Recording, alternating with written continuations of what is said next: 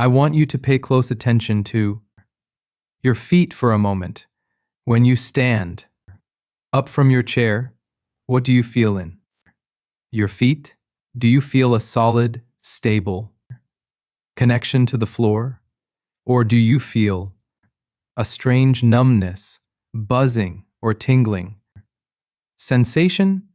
Maybe it's even worse and it feels like you are walking on bubble wrap, leaving you completely unsure of where your feet actually are in space. If you are dealing with numbness, tingling, or weakness in your feet and legs, this episode is important for you. Now, most seniors who experience this are told it is simply neuropathy. They are told that whether it is from diabetes, past chemotherapy, or just restricted blood flow from aging, the nerves are damaged and there is nothing they can do except take medication and learn to live with it. But I am here to tell you that this is not the whole story. Research proves that specific targeted movements can actually improve the function of your nerves and significantly reduce neuropathy symptoms. The nervous system is highly adaptable, and by forcing the brain to reconnect with the lower body through specific physical challenges, you can stimulate nerve recovery, improve blood flow, and regain the stability you thought you had lost forever. Welcome back to the Senior Health Podcast, where East meets West to help you move freely, feel younger, and stay independent. In this episode, Japan's oldest doctor is going to walk you through 4 simple exercises you can do right at home to improve your strength, your stability, and the neurological connection to your feet and legs. We will be showing both seated and standing variations on your screen today, so you can pick exactly what fits your current ability level. Doctor, I know you see patients struggling with this every single day. Why does this episode matter so much to them? Because neuropathy steals your confidence when your brain cannot clearly feel the ground. Walking becomes terrifying. You start looking down at your feet constantly. Your posture suffers. You stop going for walks. You stop visiting friends. The world shrinks. But what I want everyone to know today is that the connection between your brain and your feet can be retrained. These 4 exercises act like a wake-up call to your nervous system. They remind your body how to communicate. That is exactly what I hear from my patients. They feel like their body has betrayed them and they are just waiting for a fall to happen. So before we begin the exercises, I have a quick question for everyone watching. Go to the comments and just type the word tingling. If your feet burn and hurt, or type numbness if you struggle to feel the floor. We want to know what you are going through. Yes, please share, because whether you have mild tingling or significant numbness, these exercises are designed to meet you exactly where you are today. What is neuropathy and how exercise heals nerves? Now, doctor, before we start moving, I want to address the elephant in the room. A lot of seniors feel completely in the dark about what is actually happening to their bodies. Can you explain what neuropathy really is? Why does that vital connection to the feet just slowly disappear? This is indeed something everyone must understand. To put it simply, your nerves are like electrical wires that run all the way from your brain down, your spinal cord, and all the way to the tips of your toes. They carry massive amounts of information back and forth. They tell the brain where the foot is, how hard the ground is, and whether the surface is flat or tilted. So what goes wrong with those wires? Over time, due to elevated blood sugar, from diabetes, harsh chemical treatments, like chemotherapy or simply poor circulation as we age, the protective coating around those nerves gets damaged. The blood vessels that supply the nerves with oxygen begin to shrink.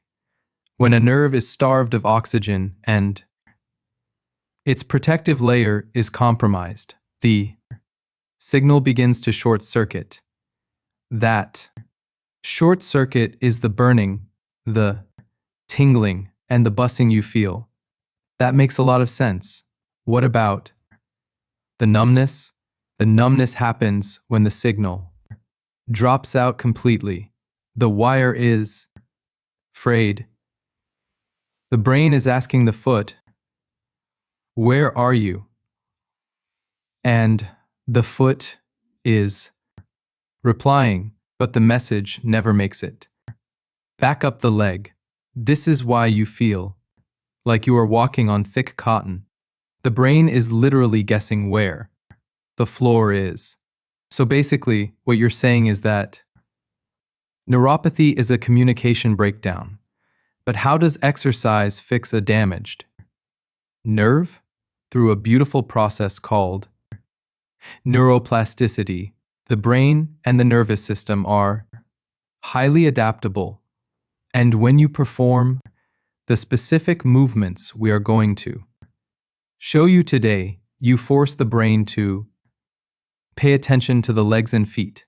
You increase the blood flow, which brings fresh oxygen to those starving nerves, and you force the body to recruit new, healthy neural pathways to bypass the damaged ones. That makes perfect sense. We are basically forcing the brain to rebuild the road to the feet. Exactly. But because we are dealing with a balance and sensory issue, we must be careful. If you are doing this standing, please make sure you have appropriate support, a sturdy chair, a countertop, or standing in the corner of a room, so you have walls behind and beside you. Safety always comes first. Okay, now, let's dive in. And to everyone listening, remember to watch the screen to see exactly how these movements are done. You will see both seated and standing options. Doctor, what is the very first exercise? Exercise 1, the alternating march, blood flow. We start with an aerobic base movement. It is an alternating march. You can do this seated in a sturdy chair or standing up if you feel stable enough. Please look at the visual demonstration on your screen to see the proper form. Okay, what is the action here? If you are seated, sit up tall. Now, simply march in place. Lift your right knee up toward the ceiling, then lower it. Then lift your left knee as you do this. I want you to pump your arms naturally, just as you would if you were walking briskly down the street. Right knee up, left arm forward, left knee up, right arm forward. Why start with an aerobic exercise for a nerve problem? Because nerves desperately need oxygen to recover, and oxygen is delivered through the bloodstream. Even light aerobic activity like this instantly increases your heart rate and dilates the blood vessels in your legs.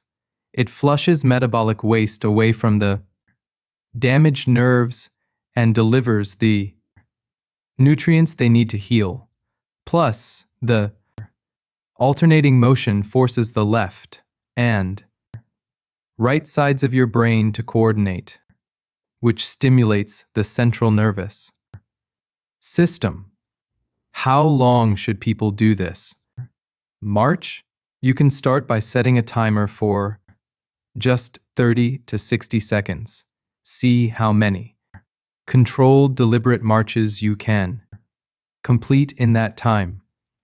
From there, as your stamina improves over the coming weeks, you can work up to 1 or 2 solid minutes. I love that someone could easily do this during a commercial break while watching TV. Precisely. Take advantage of those small moments. If you're waiting for the microwave to beep or the kettle to boil, do a quick set of marches. It incorporates healing cardio into your day without feeling like a massive workout. That feels amazing. It really gets the blood moving. Okay, let's keep up that pace. What is exercise number 2? Exercise 2, heel toe raises, ankle mobility.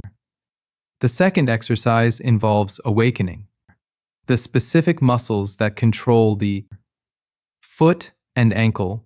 We call this the heel toe raise. Again, you can do this seated or standing, whatever feels safest for you right now. Please walk us through the mechanics. Start with both feet planted firmly flat on the floor.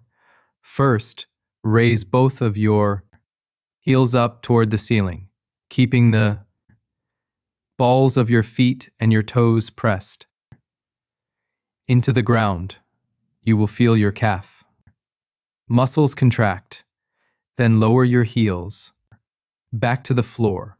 Immediately, rock your weight backward and lift your toes and the front of your feet up off the floor, keeping your heels planted.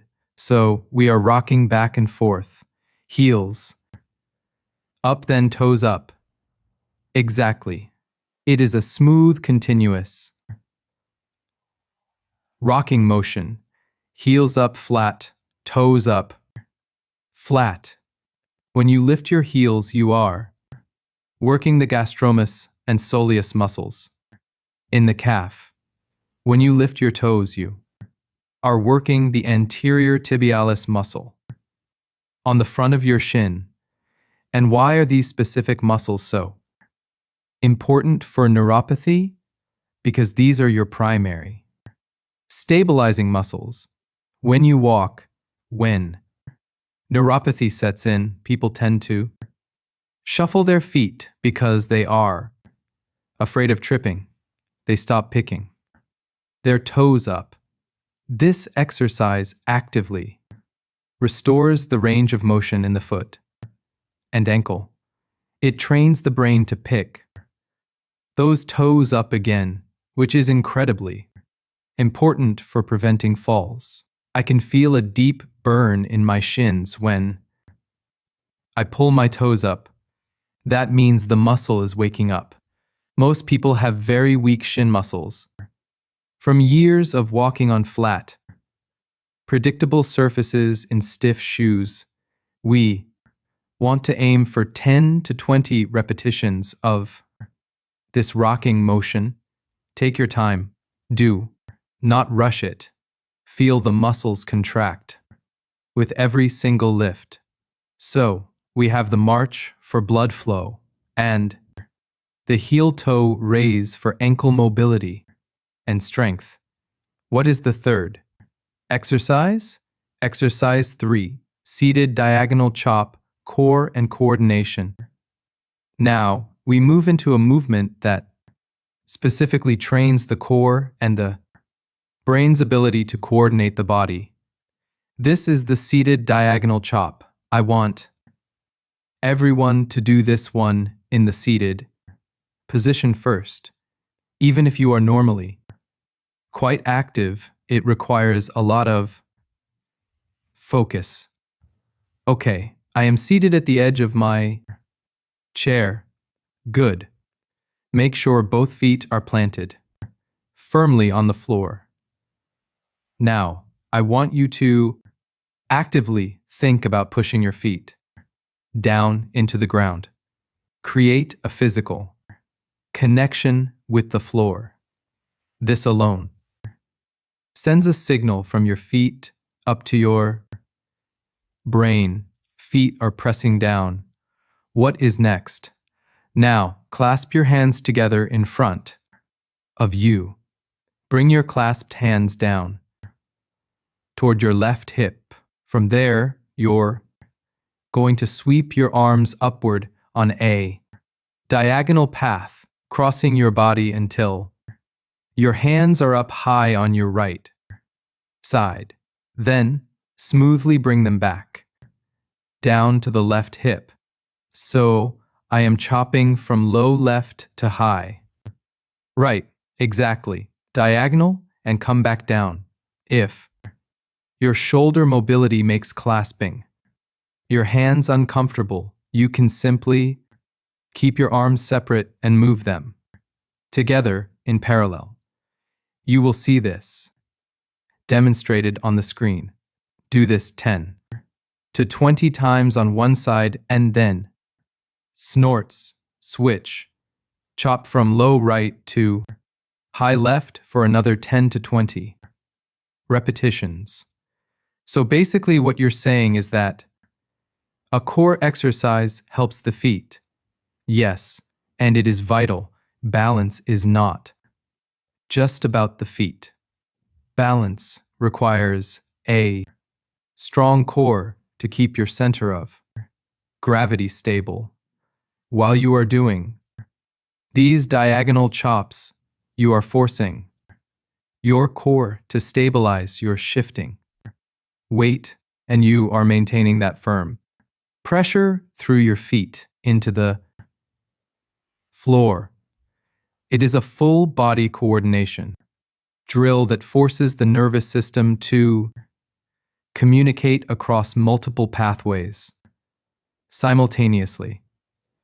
That is a brilliant way to trick the brain into reconnecting with the lower body.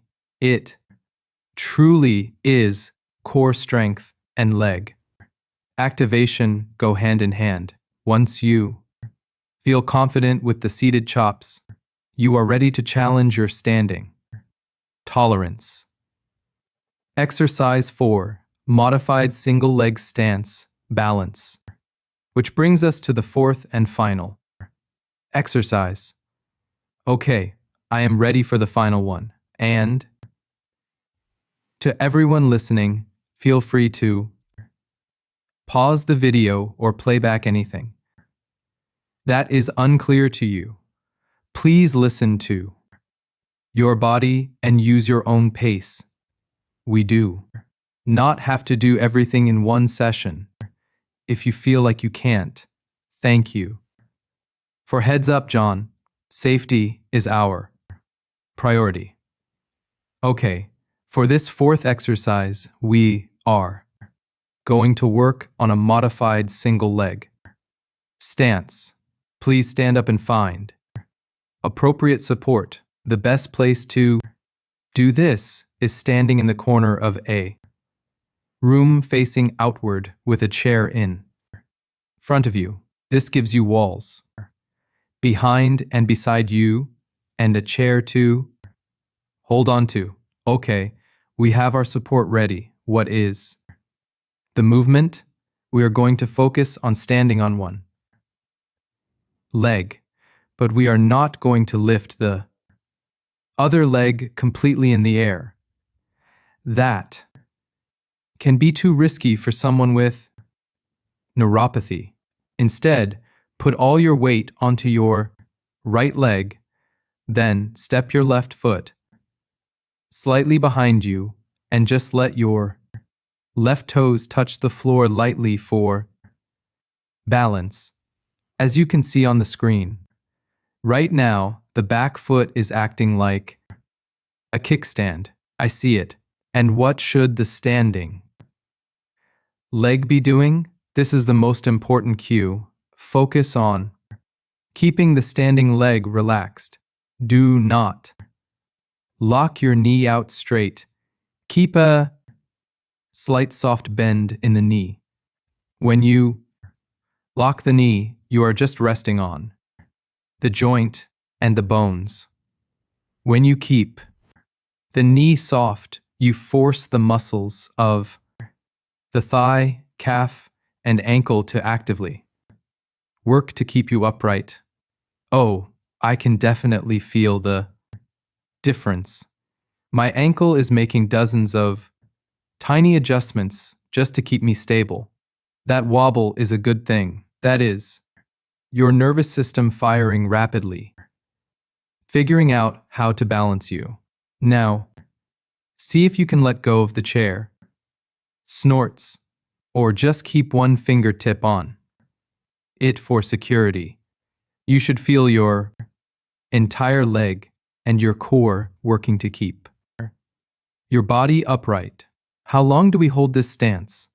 Again, set a timer for 30 to 60 seconds. Try to maintain your balance on that one side for the entire time.